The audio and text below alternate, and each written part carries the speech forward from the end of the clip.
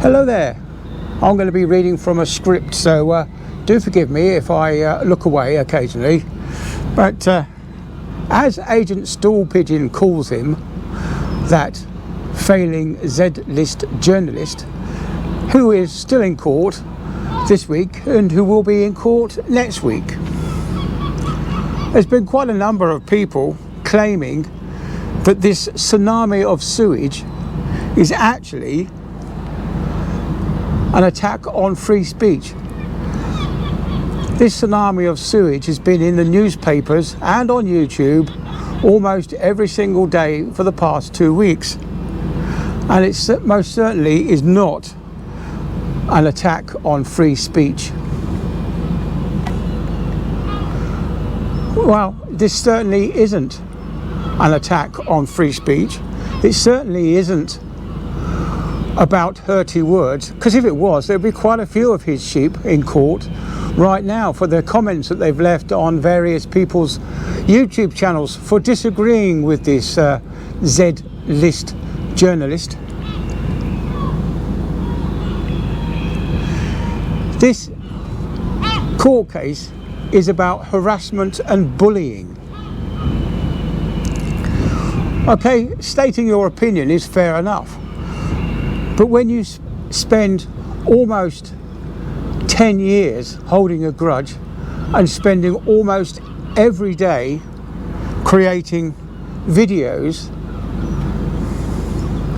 and spreading hate around the world for someone who just happens to be slightly more successful than you are, would you call that reasonable, reasoned behaviour? This Z-lister told his co-presenter that he liked to lay commando style on his wipe clean sofa, stroking his ego.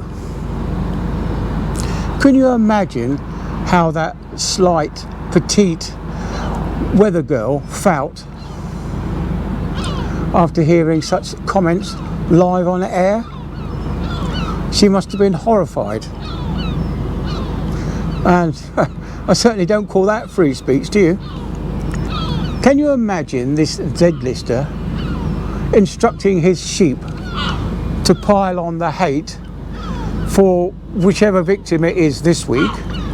Can you imagine how they must feel? Would you fund a man such as this? Would you finance his behaviour? I think these people who funded his behaviour are partly responsible for the damage and hurt that they've done. Anyway, that's my little rant about this tsunami of sewage that comes from the Jimmy Savile of trolls. And of course, everything that I've said here is freely available on numerous newspapers, and it is all over YouTube. So as a journalist, I feel that I'm entitled to repeat those things that are already out there in the public domain. Whatever I've said has not been a new revelation, and I'm certainly not talking about whether it's right or wrong. I'm just saying what it is. I don't agree with those people who are saying that this court case is about freedom of speech. It's not about freedom of speech. This court case is about stalking, whether it's virtual stalking, but it's certainly still damaging nevertheless. And if you've been a victim of such stalking, I'm sure you would agree with me. Right, anyway, that's enough of that. Right, I'll speak to you all in the vlog later on. Okay, bye then.